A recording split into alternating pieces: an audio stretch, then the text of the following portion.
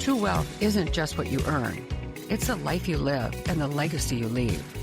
Welcome to Money Sense, where we've spent over 30 years helping people plan for their finances, their health, and the story they want to tell. Welcome to Money Sense. I'm Karen Ellenbecker, founder of the Ellenbecker Investment Group. And today I have my guest, Tammy Niemann, and she is a financial advisor with Ellenbecker Investment Group. And we just happened to be having a conversation with one of our clients talking about real estate and some of the really big decisions that have to be made. And one of the things that I always say to clients is, well, you can't eat your house. Yeah, I like that. It's so true. And today what we want to talk about are some of those options that you have to help you to think about if you're really looking at retirement. And, we don't want to look at retirement, a month before you retire. We really want to look at retirement well in advance of that to just get a feel for what are you thinking? What do you want? And, the big thing is, and what Tammy's going to do today is she's going to be really able to give you some of those options to think about. And we always want to say each person is different. Each situation is different. And I always kind of look at it, well, where do you want in the end that house? Do you want it to pass to your kids? Well, that's a great legacy. Right. But if it's not about that, maybe you just want to either rent or maybe you want to put a smaller down payment down or do something different. So as I said, my guest today is Tammy Niemann. And Tammy, welcome to Money Sense. Thank you. I'm glad to be here. It sounds so funny to say that to you because I pass you in the hallway all the time. But really, welcome to Money Sense. By way of introduction, a little bit about me is the expertise that I bring to the firm is really my real estate background. For 25 years, I did residential lending. I was in lending back in the late 90s when interest rates, I remember sitting at my desk and everybody jumping up and yelling, yay, interest rates are finally single digits. We were so excited because we haven't seen that in a long time. So I've weathered through that. I weathered through 2008 with the real estate. I owned my own mortgage banker firm for many, many years. So real estate's in my blood. I say it's my first love. I really love what I do here. And you know what? Real estate comes up so often when we're talking to clients, just like your conversation yesterday. And the one thing that I always say is it's what we're going to be talking a lot about today is just managing the tension between emotional well-being and financial well-being.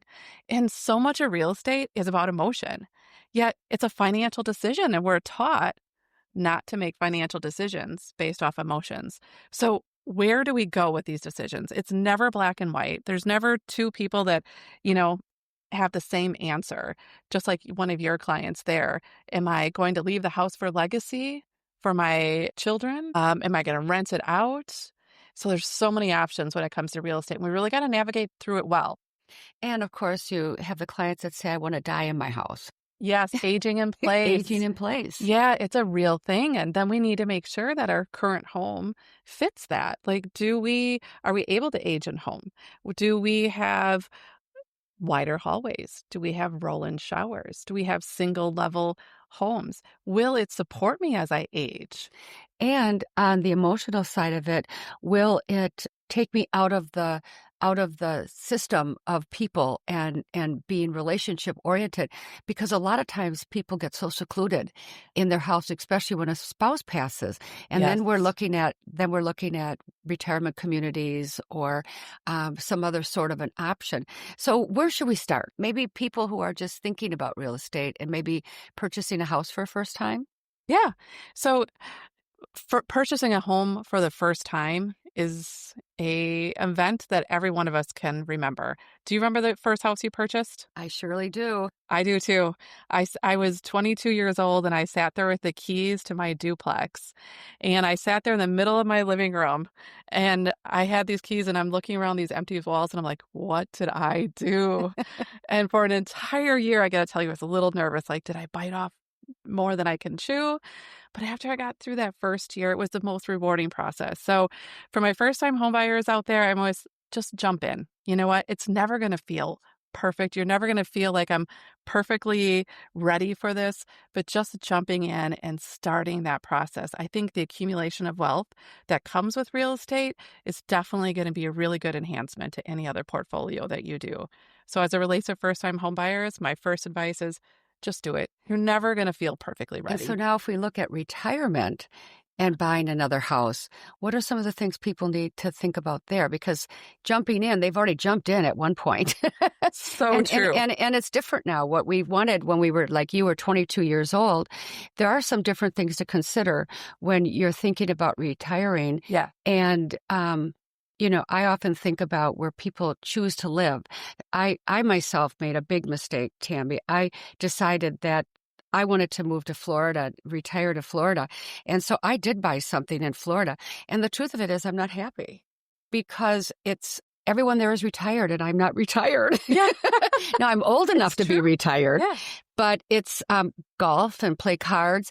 I need more stimulation. I need to be in another area, such as maybe a Tampa or somewhere else that has a little bit more going on. So that I bought a house and now I have this house that I'm trying to figure out what to do with. So I think those are some of the important decisions that people really have to think about. Are we believing that Florida, like I did, was the epitome of retirement? Or is it really what is most important to me will matter and make me happy in retirement? So true. I didn't think about that. No, a lot of people don't. And so it's really hard to align our values and our goals with our housing options. So there's a couple things that I think of in these scenarios. Is number one, we need to kind of ask ourselves, how does community and connection play into our housing? I mean, we can't ignore that. And so if you're looking for community and connection, maybe an active adult community or urban condos might be something to consider. If you're looking for simplicity and just low upkeep, maybe a condo or a townhouse or a senior living community Or is something renting. right? Yeah. Yeah, if you're looking to travel and freedom, absolutely. Lock and leave properties like renting. We have to ask, what does our lifestyle look like? Aging in place, like we talked about. Do we have a single level home? So we really kind of need to ask ourselves these values, and sometimes we don't know them until we explore them and find, oh, I didn't realize I need more stimulation, and that's okay. We got to have lots of ability to pivot in our plans. So, Tammy, when I was purchasing this, it was an idea that I had. And I think it came from my aunt and uncle thinking that they had made it. If they made it to Florida, sure. It was really if they made it to Florida, had a Cadillac. I didn't need the Cadillac, but that was their idea. But one of the things that I've said to clients, and I didn't follow my own advice, was live where you want to play. That's great. Yeah. Live where you want to play. And so I didn't really think about that myself. I just was thinking about Florida and being in a community where I could golf. I do like to golf, but not 7 days a week. Right. And right. I didn't think it through. Right. Right. And that's okay. You know what? I even had one of those clients I was talking to last week, and she had that same goal. She was like, I will make it if I can relocate to Florida. Well, she went down to Florida. Now, she wasn't happy for another reason. She needed access to health care. And what we don't realize in the state we live in Wisconsin, our health care is robust. It's accessible. We have lots of options. And she didn't find that, at least in the community that she moved to in Yes. Florida. And so that was another thing that we don't think about when we relocate, even to rural communities. Like my dad, he moved 3 hours north to a little town in central Wisconsin. His healthcare options is a 45-minute drive. Yeah. And there's no family around him. So that's why it's really important to start thinking about these questions. And it's hard to give ourselves permission to go there when we're just entering retirement. Because if I ask my new retirees, what's the real estate plan? Of course it is, I want to age in place. Of course it is, maybe I want to hop to be a snowbird in Florida. Those are some common themes, but I really give yourself permission to explore.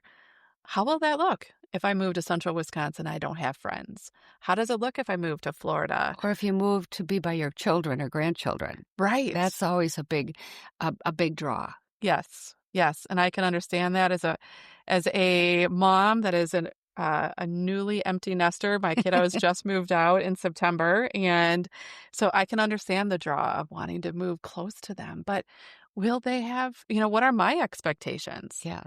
Expectations ruin relationships sometimes, right? Yes. And if my expectations is to spend every minute with them and they're busy, now I've made this real estate investment on an expectation that's not fulfilled. And that can be a little disappointing and would cause a pivot in our plan. Want to keep building wealth that aligns with your values? New episodes of Money Sense drop weekly. Subscribe now and continue learning how your money, your choices, and your life can work together. I know that so often people think about building their dream house. And I don't know, I've had so many clients that have always dreamt of building this beautiful big dream house. All the kids are gone, Right. and they have this big house, and it's that the grandchildren are going to come and they're going to stay there, and then they're disappointed. And Right. they end up having to sell the house or downsize, that it's just too big. And I always ask my clients, well, what would happen if one of you passed away? Would you stay Right. there? You know, sometimes people want to stay in their house as long as they possibly can, and that's not always the best avenue as well. That's so true. And you know what? It's really important to get ahead of that decision before you have to make that decision, right? And it's really hard to time that perfectly. But you're right. We build these beautiful homes and there's a lot of maintenance involved. And we got to think about that. And so we can't not budget. We have to be careful to budget for those. And so I always have a rule of thumb. If you know me for 2 minutes, I love talking to my clients about a good rule of thumb, right? Of course, there's exceptions, but for home maintenance, we can't forget about the home maintenance of those big, beautiful homes. And Well, if you so, don't keep up the home maintenance, you don't keep up the value of the house, exactly. which is really a lot of times what happens with senior parents. So true. So true. And the average rule of thumb is for a single family home that we're living in, we should budget about 1% of the value of the home. So if it's $500,000 home, we need to budget about $5,000 a year to care for that home and keep up with the maintenance. And so we got to think about that when we're building those big, beautiful homes. And some things can impact that, of course. A luxury home or a lake home might, need a little bit more than 1%. But on average, nationwide, that's what we should be thinking about for budgeting. It's not just home insurance and taxes, but we have to budget for that maintenance.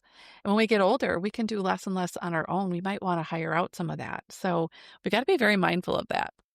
When you're talking about just having some idea, do you have not necessarily a list, but what would be the things that some of them that we can put in order that people should start to think about when you're sitting down and talking with a client? And I know one of the things that we ask clients, is this house part of your investment portfolio? Or is this house really basically so you have a place to live, a roof over your head, and you're going to pass it to your children? And that's a really big decision, because if you're talking about someone with a $500,000 house and they plan on living in it for the rest of their lives, that isn't part of their investment portfolio. That's right. Because as I said earlier, you can't eat your house.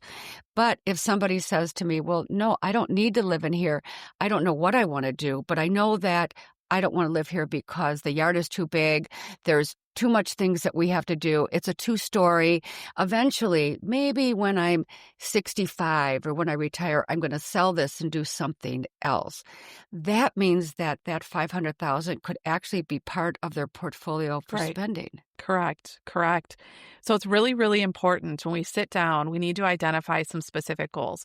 And that's what's great about financial planning. If nothing else, it's just giving ourselves permission to ask questions we haven't thought about and carefully writing some thoughts around it. So we have to ask ourselves, what do we value when it comes to real estate? So number 1, is it community and connection? Is it simplicity? Is it number 3, I want to age in place? Is it number 4, I need financial flexibility? Number 5, do I need that nature and quiet, just get away from the hustle and bustle? Or last, do I need travel and freedom? It can be a combination of any one of those, but based off how you answer those 6 things, there is a direction we might head down. So, for example, if you want to age in place, we're going to say, well, like to your point, does it have stairs? Is it a single level? Accessibility design is really important, I mean, simple things like my neighbor is helping their parents age in place. And so she was swapping out the stove because having an open flame wasn't a good idea. So they needed to go to electric stove. So it's those kind of things that we just need to ask ourselves. And, there's some practical questions to kind of help us kind of narrow that down and kind of figure out and narrow our goals down. And we can go into some of those questions now if you want. Tammy, just what you're talking about your neighbor as an adult child working and helping a parent Mm-hmm. to think about what is that next step. Sometimes it really occurs when you have two adults that are aging, and sometimes that comes up as a question when one of the spouses passes away. It's like, now what? Do we stay in the house? And I've had situations where family has said, we want mom near us. And so they sell the house that they're in, they buy another house and put mom near them. And that doesn't work because they're working and mom is home all alone by themselves. Mom is home at night. And I had one client, it was such an awakening. Her and her husband passed away and she was pretty healthy, and she was looking at our retirement community, and the kids really wanted her near one of the sisters, and so they bought a house, and I could tell that she was really nervous, and we were meeting with her and her daughter, and I said, what's the biggest challenge you have right now? And she said, she just looked, and she looked a little bit afraid to say it, and then she said, well, I'm nervous because when I get up at night to go to the bathroom, I'm afraid of falling. And when Richard was there, he would always be there and know if anything happened, and I didn't worry. So the daughter was so surprised. Here her mother was struggling with getting up to go to the bathroom because she was alone. Yeah. And that is one of the things you really do have to think about in terms of a parent, in terms of yourself. What will that look like 24/7? Right. Because the daughter visited her every day, but it was after work or before work. Yes. Yes. That accessibility and aging in place is not an easy thing to do for those solutions are almost impossible to resolve unless there's another family member living with them, Yes. right? And that isn't often how we picture aging in place either, because nobody feels that they want to have their children take care of them. Well, and I would go back to that question of your neighbor. She said, we're not going to use gas, we're going to electric. That's really a red flag that maybe mom needs more, because Right. whether it's electric or it's gas, it's fire. There's a potential fire liability. Safety issue. Yeah. A safety is issue. a very big concern when you're aging in place. Yeah. And so when we start to think about retirement, let's kind of just take a step back and let's look at someone who is just thinking about retiring from work. And so maybe they're 60, 65 years old, and they're kind of like sitting down and saying, Tammy, what are the things that we need to think about in order to have enough money and to do the things that we want to do? Are we set? Yeah. Yeah. So then we're going to take a look and we're going to look at their whole financial plan. And if they're been prudent savers and they've had the great fortune of being able to live off their portfolio. And I never put real estate, I never liquidate real estate to fund their retirement goals because I can't. Ultimately, I have to replace it. It's a shelter, right? When you say liquidate it, you don't actually mean to liquidate it, but as you would and put into the portfolio as an investment. Correct. Is that, yeah. Correct. So a lot of people look at it, well, I have all this equity in my home, but that's great, but it's not liquid. You can't eat your home. Unless you want to sell it. I can't sell it and live off the funds without replacing it.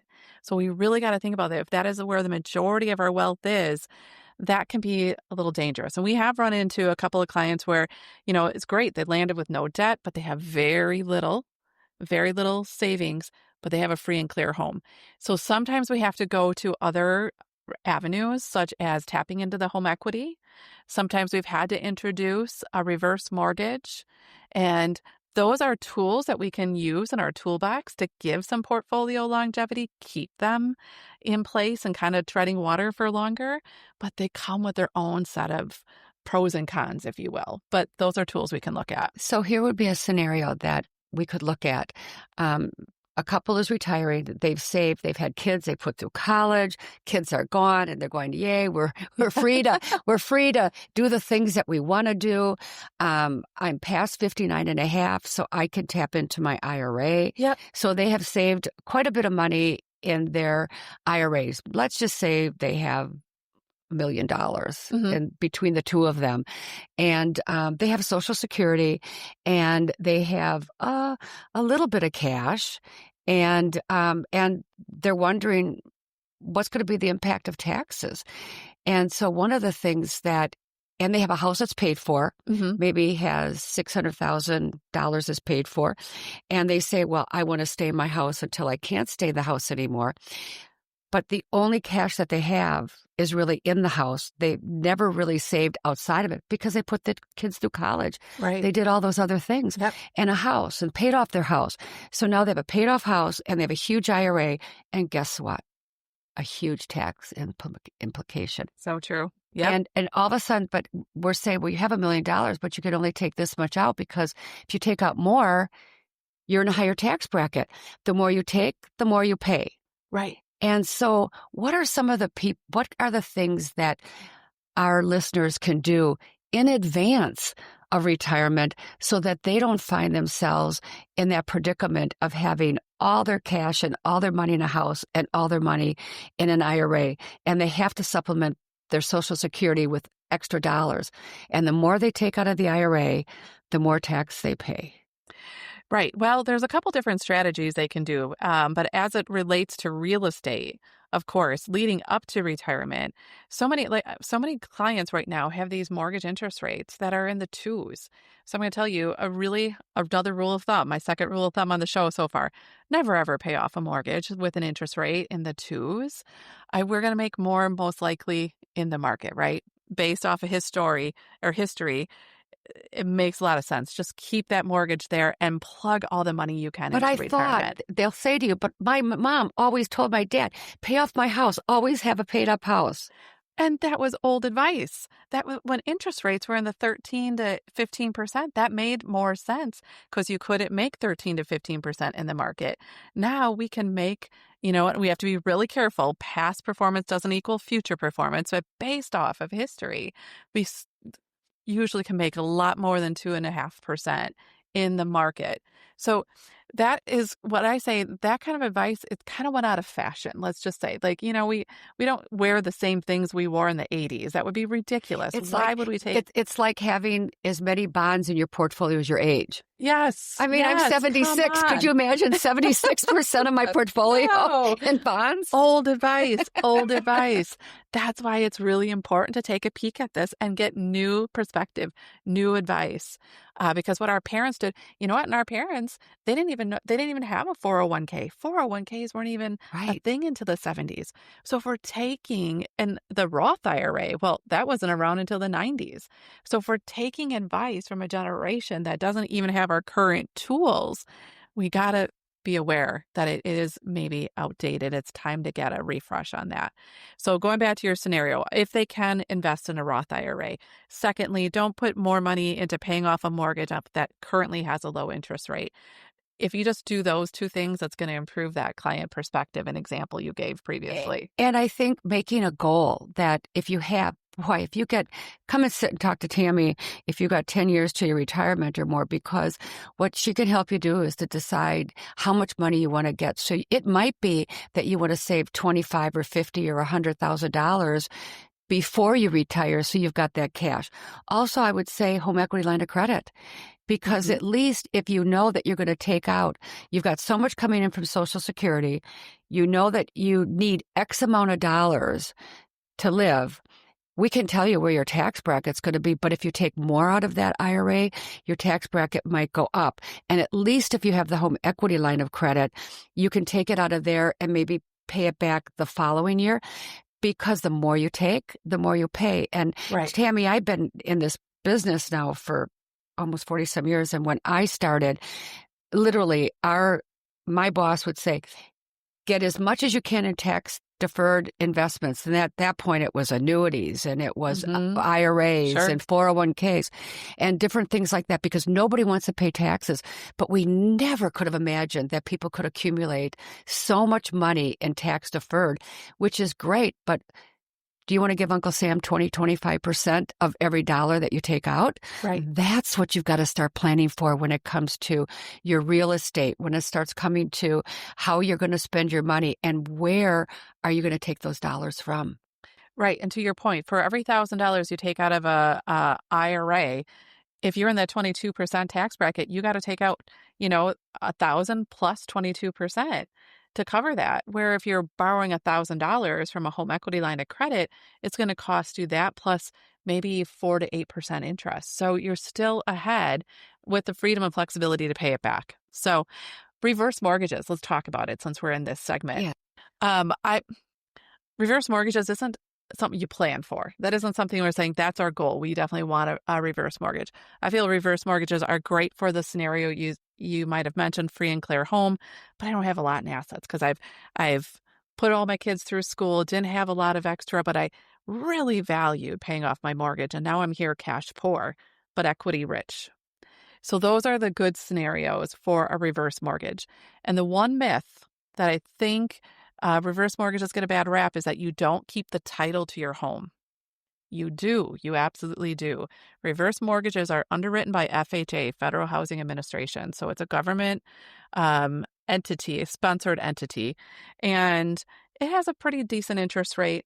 I'm not going to go in a lot because I'm not we don't do them very often, but it is a viable option that shouldn't be dismissed too quickly because it can give you some. Basically, what a reverse mortgage does is if there's no payments, it works like an annuity attached to the equity of your home. And so if you have a free and clear house that's worth $100,000, maybe they can borrow to you up to $60,000. They can give you that in one lump sum, or they can send you monthly checks. During your lifetime, you don't have any payments. When you pass, your heirs have to pay off that mortgage. It's no different than if you were living on a credit card. You'd have to pay off that credit card. So I think that's the only thing I wanted to kind of take the myth out of with reverse mortgages. It's just to have an open mind. Think about it. If you land in that scenario where you are cash poor, equity rich, it might be something just to explore. The downside is it's a little the closing cost and fees and interest. We don't love those. So that's why I'm like, we don't plan for this. But if our plan failed or we failed to plan, a reverse mortgage might be another tool to look at. And sometimes I think it could be a potential option for a parent who has lived in their house their whole life. Yeah. And they don't have the money and they may have some health care. You need to do some different things. They want to stay in the house. It's the best option to stay in the house. There might be ways of using that equity. For our listeners today, I really want to encourage them to sit down and look at their options well before retirement to have an idea of what you want to be thinking about. So, for example, if you have this wonderful paid-up house and you are going to be cash poor, you might want to just start thinking about, well, do we want to sell at retirement? And what would that look like? Right. Right. And you can sell. So if it's your primary residence and the first $250,000 of capital gains is currently, under current tax law, is exempt from any long-term capital gains. If you're married, then that's $500,000 of capital gains that is exempt. So if you sell it and put it into your portfolio, that's a really great option. So, Tammy, one of the things that people will say to me is they want to downsize. They've got this house that's way too big for them. Way too much yard work. And they say, we've been thinking about downsizing, but we go out and we look, and I can live cheaper in the house I'm in right now than to get a new house or to rent. And does it make sense to rent because I'm giving up my equity? Can you just talk a little bit about that? Because I think that there are some concerns like maintaining it. Is your health going to be affected by maintaining that? Now you've got to get people in to pay to have all those things done. Where's the trade-off? Some of the trade-off as it relates to, it is difficult to downsize right now in the tight inventory that we have in the housing market. So a lot of our clients are sitting on bigger homes than they have need of, which means a higher maintenance bill. And in order to get into something that fits them better, they almost have to spend more. And that is a really hard mindset. That's a money value that's hard to argue with. And so it's strictly a money value that says, how can I pay more for less? Yeah. Right? And that's really difficult, but we really have to offset the thought of, but staying in this home means I've got I got leaves I have to rake. I've got gutters that need to be cleaned out. And I'm going to have to hire some of that work, or I have to be dependent upon my children to do it, or I have to go up on a ladder, not recommended. So really, we have to just say, when do I give myself permission to have a certain lifestyle that's going to support me? And this house has to support me during that time. So I think just getting past that money value that, yeah, we might have to pay more for what we perceive as less, but in the end, I think it'll be more because it's going to be a better fit for our lifestyle. And again, remember at the top of the show, I said today's conversation is going to be about managing the tension between emotional well-being and financial well-being. And that is the difficult, it's a tug of war sometimes.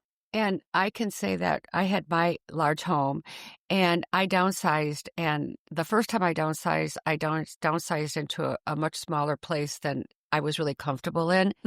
And I had to get rid of a lot of different things, and it was really hard. I learned that once you take the pictures off your wall, it just becomes a house. It isn't your home anymore. So true. So true. So it's like once I got the pictures off my wall, but then I moved again, and I really did think about what was important. And I moved downtown into the third ward, and I can walk everywhere. I can go to theaters, I can go to restaurants, I can go shopping, I can walk to where I get my hair cut. I have friends down there, and that was really important for me. I could not see myself any longer living in a neighborhood with a lot of kids, and it was just that wasn't going to feed my soul. Right. And I like the idea that I can walk outside and there's people walking their dogs and it's different every day. Whereas a lot of people want to be out in the country or they want something different. And I think you can't blame yourself if you don't get it right the first time. And you always, I think, have to know you can always sell. Exactly. And sometimes a decision doesn't have to be the permanent for the rest of your life decision. Right. And to your point, we sometimes learn more from our mistakes than our accidental victories, right? And knowing you for even 5 minutes, I can just tell that you come alive by community and connection. So of course, that seems like a perfect fit. A rural community, a quiet lifestyle.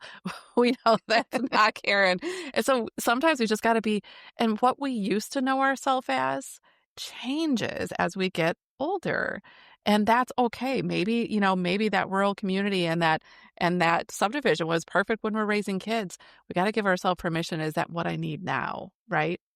So that's And how do you key. get your exercise? How do you stay healthy? True. We're all going to get old, but we don't have to be old. So yeah, I like that. I like that. How do you do that though? How do you do that? And I always tell my clients to walk like you got a place to go, but if you're in maybe a situation where you don't have a place to go and you end up watching TV and you end up doing crossword puzzles and you end up doing things that might not be in your best interest, that's also part of that decision of where should I live? Absolutely. Health. Absolutely. Yep. Health is wealth, right? Yes. Yeah. And so choosing your home is going to contribute a lot to your emotional well-being, which contributes to your overall health. At the end of the day, like I said, health is wealth. So this is going to be a decision that is going to contribute in so many different ways outside of the bottom line. So lifestyle is really, really important. Money Sense is brought to you by Ellenbecker Investment Group. If you're looking for a trusted partner or ready to elevate your financial plan, you're in the right place. With multiple Better Business Bureau Torch Awards for ethics and integrity, Ellenbecker combines expertise with a team member you can trust. Meet our advisors and explore financial resources at ellenbecker.com. Tammy, what is the best way? So we've got a lot of listeners out there. They're going, ooh, she's talking right to me. She's playing my song. And how does someone get prepared to sit down and do that and to work with an advisor? Because we suggest that people do sit down and work much earlier. So many times we get people coming in, they're saying, I'm retiring in January. Right. And it's too late to do the planning and you're really sort of stuck with wherever you are at that moment.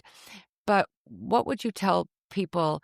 And you explained how you love real estate and it's a part of what you do, not all of what you do, right, in terms of the planning. How could someone prepare themselves to come in and speak with an advisor like yourself?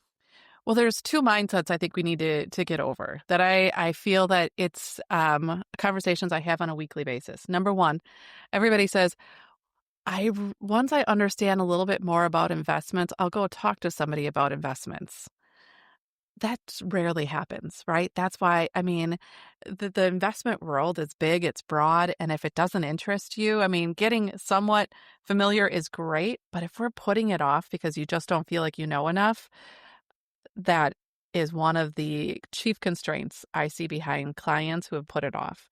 Secondly, the chief constraint clients have said, well, I wanted to come in sooner, but I'm a little ashamed because I don't think I've done a good job at savings. I had this event in life, I had that event. So those are the two things that prevent people from planning earlier.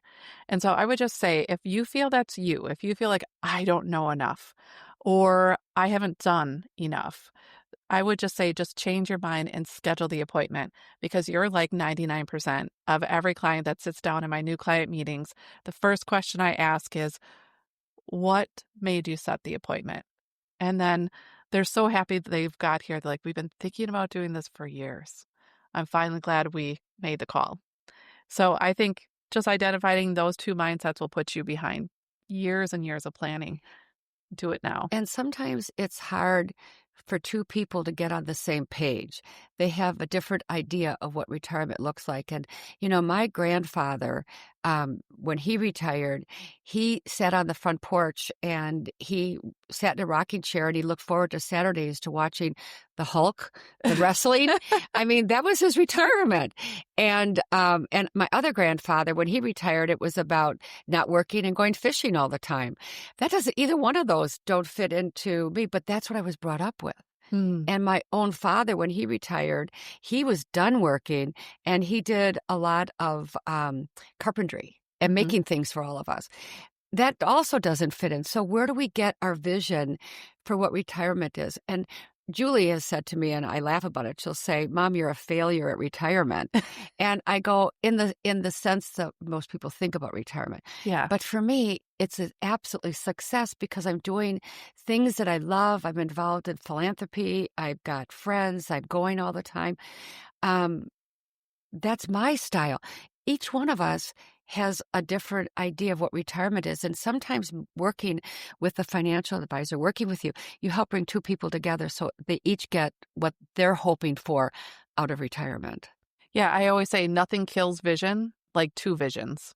So it's really important that when you sit down with that financial advisor, first off, a little bit, I don't talk, I always joke with my clients, I'm like, I don't talk in finances. All right. We're going to talk just plain language, but we're going to explore some questions. And I ask them hard questions. I say, go home and talk about it, because what we want to do is refine a vision that you both feel comfortable with. And maybe it's a blend of two visions, especially when, in early retirement, mid-retirement, late retirement. And so it's really important to ask your spouse who you're journeying through, is this my vision? Or even if you're a single person, so often the social norms of this is what retirement looks like. I must move to a Gulf community in Florida. Is that really your vision? So let's put all the noise and all of the pressures, and let's just really refine one vision and work towards it. And I guess just to be really clear so people do understand, you look at everything. Yeah. I mean, you look at the 401k, making a decision, what's the next step? So, for example, just would be when someone is retiring, often what I will say 6 months to a year before retirement is to start to move that 401k within your 401k to something a little bit safer. Because what you want to know when you retire is, I have this much money. Right. And if the market corrects, you don't want to be down 10 or 20%. Right. So before we actually do the retirement, we go to cash. And then we know exactly what we're moving over at retirement. I've had so many clients retire and the money's there and they're planning their life on having $500,000 and the market corrects, there's 300. Right. Or 400. And so it's looking at everything. It's looking at life insurance. It's looking at your home. It's looking at debt. Yes. because cash flow is a really big thing Mhm. in retirement. And where are you going to take that money? Often people say, well, I'm worth $1 million or I'm worth $2 million. And then all of a sudden you look down and they've got a whole bunch of it in investments that they can't get their money out of, similar to a house. So now they're worth a lot, but they can't take the money out of annuities. They can't take the money out without paying high fees. And Mhm. so you look at everything. Well, yeah, part of my job really is, I mean, we can build a beautiful portfolio together, and that's great. But if I don't insure over one bad day, well, then it wasn't really a great plan. So, insuring over one bad day means looking at insurance, estate planning, budgeting, timing, making sure I have income preservation, even for years when we're going into recession, which we will. In a 30-year retirement, we're going to hit a couple of recessions. That's just the market, but we're going to plan for all that. So we plan for those one bad days ahead of time. So that's so key is when we're sitting down together, it's not just about how can I accumulate all the wealth. It's how can I also preserve and make sure I'm navigating through that one bad day. The last thing that I would really like to just touch on is looking at the history, your own medical family history. So I feel very blessed in our family. We don't have anyone who has had memory issues, Alzheimer's, anything like that. We got a lot of cancer, Oh, yeah. but we don't have the memory issues, which can cause It's long-term care. devastating. Yeah. And so one of the things that's so important before you go out and decide, I'm going to sell my house, my husband or my wife is ill, is to sit down and do some planning. Because the reality is, and I don't know if I have these numbers exactly right because they change constantly, but if one of you has a very large IRA, and a lot of spouses don't, could be a husband or a wife, they have a smaller one. If you get into the situation of trying to plan for not Medicare, for Medicaid, Medicaid. you have two things. The spouse in the community gets to keep their IRA. They get to keep about $100 and some thousand and a car and Hmm. their house. Right. So it might make sense for you not to sell that house Correct. if you're going to be doing that type of planning. Now, if you have a spouse that has that in the community is the one that is sick and has a small IRA, they can be put on Medicaid very quickly because they use that IRA. So there are some things in there that are really important to think about before you just rush out and make a decision. That planning piece is so critical, particularly if you're willing, and I would say you really need to find that person that you resonate with, that you can talk about it, because your personal planning is as important as your financial planning. Right. Really understanding what are the options. I mean, I have a friend right now whose both parents had dementia, and So rough. she's in her 60s, and we're just sitting down talking about it, and she's afraid. And she says, what do I do? I don't want to be a burden on the kids. She is not married, which is a whole different, because she has to become poor Yeah. to be on Medicaid, where a couple has some different options.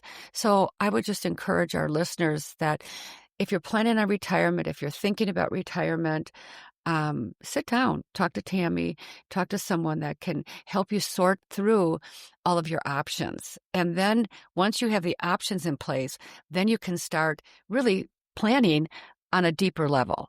Yeah, And it's absolutely. always changeable. That's the beauty of planning. Right. We have to be able to pivot. We have Yeah. to be able to pivot. And even when we run some of our software projections, there's an actual part where I pause and say, what are you afraid of?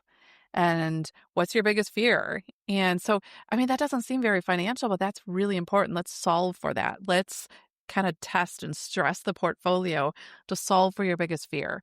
And so a lot of times it will be long-term care event. So I'll put in that scenario, we'll hit a button and it'll say, you have this probability of success, even if the worst happens. I'll tell you what, those clients just leave with a sigh of relief. Like, I feel so confident in the plan. Now, we know from year to year it can change and so forth, but just having that confidence is so empowering. Just bringing things into sharper focus and saying, let's define the fear, let's name the fear, let's attack the fear. And then they just leave with, like I said, so much more confidence. So So my guest today is Tammy Niemann. She's a financial advisor with the Ellenbecker Investment Group, and it's almost lunchtime. Let's go to lunch, Tammy, in the lunchroom. Sounds great. But the thing that the reason I'm saying that is each one of the advisors in Ellenbecker have a certain expertise that we can do. So I can come and talk to you and say, Tammy, here's my client situation. What would you suggest on real estate? What would you suggest on mortgage lending? What can they expect if they're out there today? And what does that look like? And what about a home equity line of credit? Right. So I can just sit down with you at lunch and we can talk about something. And I think I know that is a huge, it's a huge opportunity for all of our advisors to be looking at expert advice. And we're not trying to figure out what to do. We really have good concrete evidence as to making recommendations. So yeah, the team, it's wonderful. That way we don't all live to be experts on everything, but together we're experts on most things. Do you have one lasting thought that you'd like to share? Yeah, invest in what you see, not what you feel. So I love giving that advice to my clients because we just got to invest in what we see. And so often if we invest by what we feel, one day we're going to feel like I don't want to own a house. One day I'm going to feel like I love owning this house. Invest in what we see in the future, not what we feel. Oh, I love that. I love that because fear will just, the fear of the hardest thing for people to be is with the fear of the unknown. Right. And so the best way to get around that is to put paper to pencil and to be able to have facts to make decisions by. Tammy, thank you so much. And I just want to also thank all of you, our listeners, for tuning into Money Sense. If you'd like to share this episode with a friend or family member, just hit subscribe so you never miss an episode. At the Ellenbecker Investment Group, we believe education is the first step towards confident financial decisions, and we love bringing you insights from experts to guide you on your financial journey. Have a really great day. Bye-bye. Thanks for listening to this episode of Money Sense, brought to you by Ellenbecker Investment Group. If you found today's conversation helpful, we encourage you to share it with a friend or family member, and be sure to subscribe wherever you listen to podcasts so you never miss an episode. At Ellenbecker Investment Group, we believe that education is the foundation of confident financial decisions. That's why we're proud to bring you insights from experienced professionals to help you build true wealth, beyond just money. Please note, this podcast is intended for general informational purposes only and does not constitute personalized financial advice. Before making any financial decisions, we recommend consulting with a qualified advisor who understands your unique situation. For more resources, visit ellenbecker.com. We'll be back soon with more insights to help you live with clarity and confidence.